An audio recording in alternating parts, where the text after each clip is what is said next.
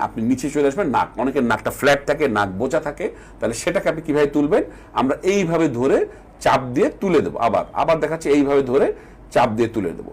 অনেকের নাকের পিছনটা একটু ঢুকানো থাকে, সুন্দর শেপ থাকে না, তাহলে আপনি দুটো আঙুল এভাবে দেবেন, ঠিক না, যে একদম চোখ আর নাকের ভাঁজটায় যে আপনি তুলে দিয়ে, এবার আবার দেখাচ্ছি, চোখ আর নাকের ভাঁজটা আপনি তুলে দিয়ে আপনি হাতটা, আঙুলটা কপালের উপর দিয়ে আবার চালিয়ে নিয়ে আসবেন, তাহলে আপনার কপালের শেপটা এট দ্য সেম টাইম কপালের মেসেজ হলো। আমি আবারও বলছি, চোখ, কানে, নাকের পিছনটা আমি এভাবে ধরে চাপ দেব, উঠাবো, উঠিয়ে রাখবো, কিছুক্ষণ রেখে আমি এভাবে চাপ দিয়ে আমি পিছিয়ে চলে আসবো। এরপর আমরা যেটা করব, আমরা যে আমাদের এই সাইডটা, যেটা আমাদের অনেকের এই লাইনটা খুব বেশি বেশি মার্কড হয়ে যায়, প্রমিনেন্ট হয়ে যায়, দেখতে খারাপ দেখা যায়, আমরা এই জায়গাটা ব্যায়াম করবো, এইভাবে চাপ দিয়ে নিয়ে আসবো। আমি আবারও দেখাচ্ছি, আমরা এই গালের এই সাইডটা আমি জোরে চাপ দিয়ে নিয়ে আসবো।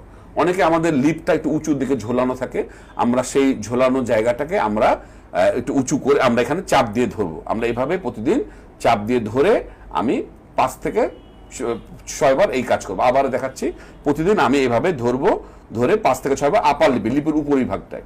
এবার যদি আমরা শোল্ডারটা দেখাতে চাই, যাদের শোল্ডার এবং নেকটা, যাদের নেকটা একটু অনেকে ছোট থাকে, তাহলে আমরা এইভাবে একটা কাপড় রোল করব।